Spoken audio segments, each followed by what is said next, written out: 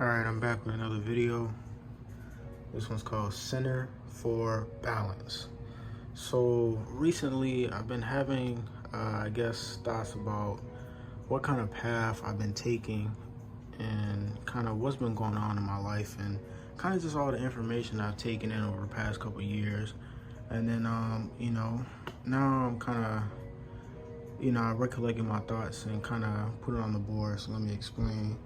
So, from my understanding, most people, take it that there are certain paths that you need to walk and you need to carry yourself in a certain way. And, if you walk on the left path, then, there's, certain attributes that you'll carry, certain ways that you do things and that you interact with the world around you and stuff like that. Or if you're the right path, it's the same way, just in that regards to that attributes that it holds, right? So let's talk about the Kabbalah first. So the Kabbalah, the Tree of Life, I think, to my understanding, this is like some Jewish or Hebrew esoteric type tool for learning, right? And I learned this from Epiphany lectures, right? And then so there are all these circles here are called Sephira, and then there are like 22 paths on this tree to get, from here to here. And this 11 Sephira is kind of like a hidden or like a secret Sephira that's in the back of the tree, not at the front. So these 10 are kind of at the front. That's actually in the back. So as far as I can tell, I believe, so this would be like the left path, right path, and this would be like the middle path or the center path. But my video is not in regards to the Kabbalah. Now, if these, if what I described might correlate with Kabbalah, that's why I drew it up there. But just slight notes or context on that. So for the left path, this is what in my mind the left path is yin or black or shadow, dark energy. That is the dark path, that is your shadow path. And to be left, or to be on your left nature, I guess, you're feminine, that's your feminine energy. That's the moon, that's the negative, that's that negative to, that's your negative to your positive. Those are electrons. It's your subconscious, and it deals with your emotions and your right brain. That's your abstract side of yourself. And on the right path is yang or white, is light, and that's your masculine energy, or the sun for your astroteric or planetary measures.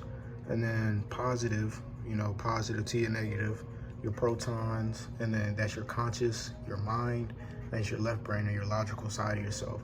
So you can kind of see what path you dwell in the most and if you're balanced or not, right? So to the center path, this is the combination of balance in my mind, and this is just my truth and how I understand it. But the center middle path, this is the combination of balance, a mind, body, soul connection. And this is when you are in alignment, and when you are fully intertwined with the universe and the things that correlate with yourselves, with all that is, right? You're just in alignment with your chakras, your energy, your mind, your body, your soul, your spirit, all that good stuff.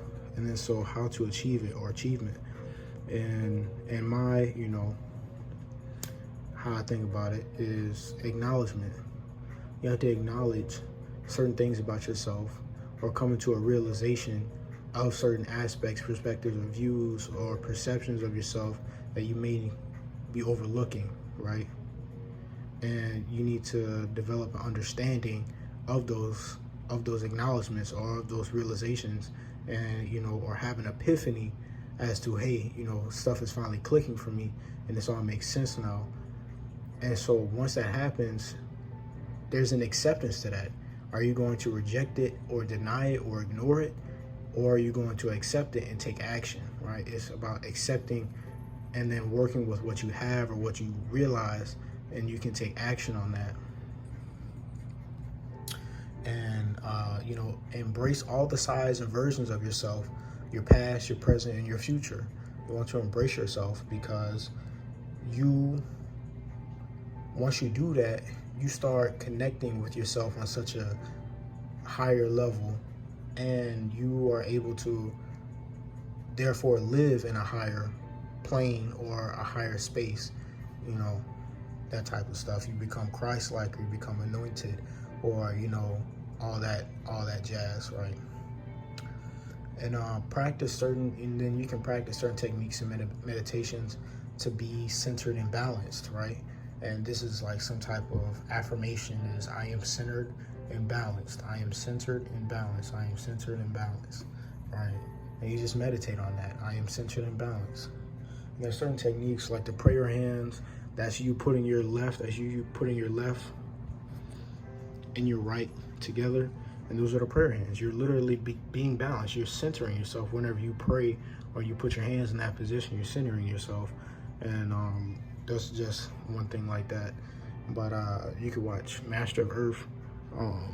He has some techniques on how to center yourself and be balanced. So my notes for the Kabbalah and these paths, right?